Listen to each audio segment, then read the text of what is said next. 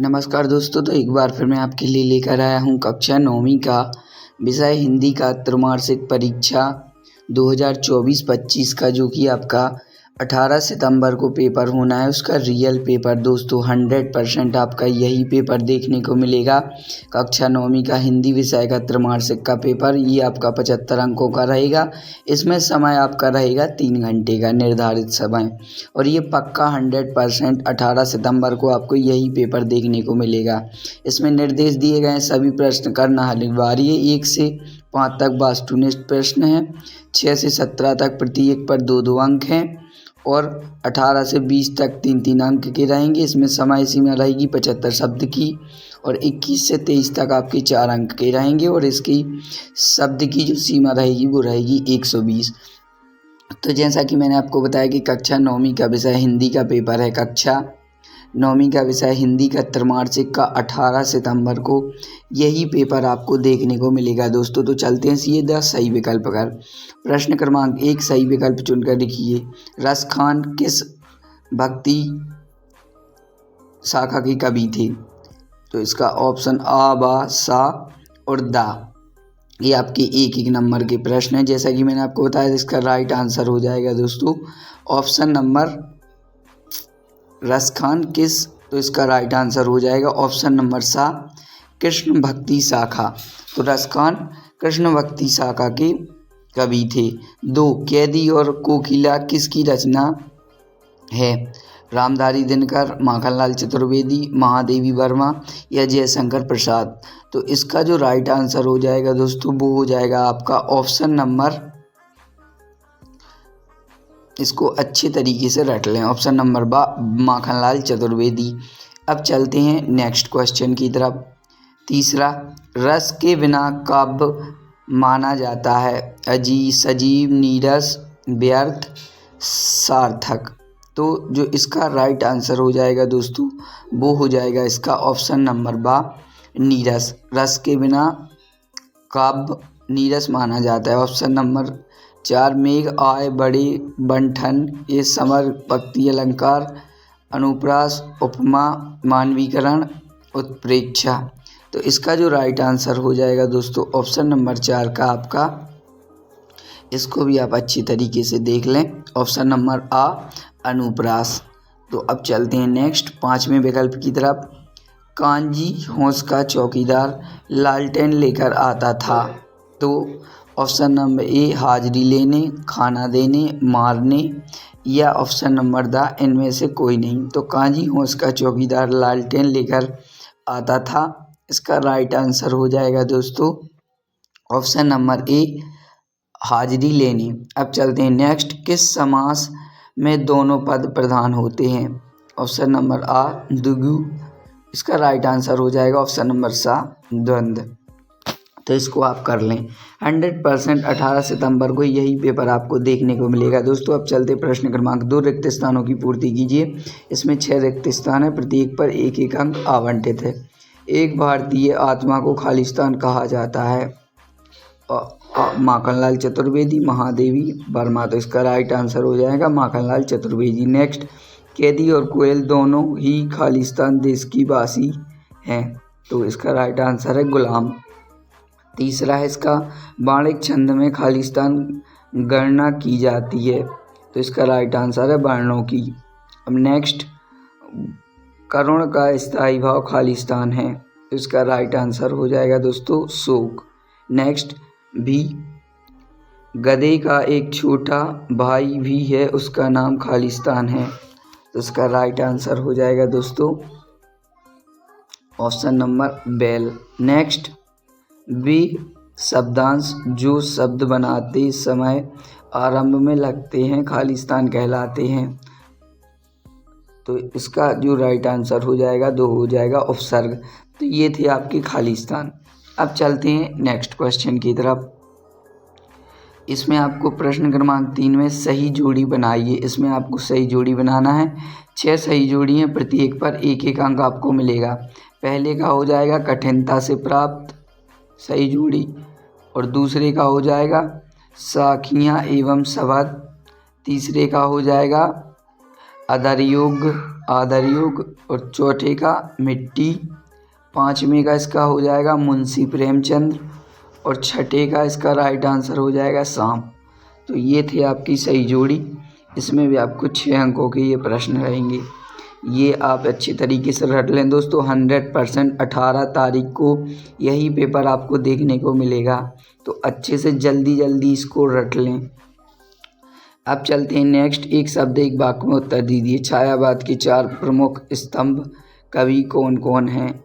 तो ये भी आपका इसमें एक वाक्य में इसको उत्तर देना है। इसमें भी आपको 6 क्वेश्चन दिए गए हैं, प्रत्येक पर 1-1 अंक मिलेगा। तो इसका जो छायावाद के 4 प्रमुख स्तंभ कवि कौन है से हैं, तो ये आपका हो जाएगा। अब नेक्स्ट रसखान, तो इसका जो राइट आंसर हो जाएगा श्री कृष्ण। जी हाँ दोस्तों, छायावाद के 4 प्रमुख। रसखान किसके जन्मदिन भक्त हैं? श्री कृष्ण के। अब नेक्स्ट तीसरे का इसका राइट आंसर हो जाएगा महाकाव्य, खंडकाव्य। ये हो जाएगा आपका प्रबंध काव्य के भेदों के नाम लिखिए। जिस काव्य का आनंद पढ़कर या सुनकर लिया जाता है उसे कहते हैं रस। नेक्स्ट, रचना के आधार पर वाक्य के कितने भेद होते हैं? जी हाँ दोस्तों, ये आपका 5वां क्वेश्चन है। इसको भी आप अच्छी तरीके से देख लें। तो इसके होते हैं 3 भेद। नेक्स्ट, रीढ़ की हड्डी एकांकी किस समस्या पर आधारित है? तो इसका राइट आंसर है दहेज समस्या। तो ये थे आपके एक वाक्य के क्वेश्चन, तो आप इसको भी कर लें। अब चलते हैं नेक्स्ट। प्रश्न क्रमांक 4 सत्य सत्य का चयन करके लिखिए। ये भी आपको 6 सत्य सत्य दिए गए हैं।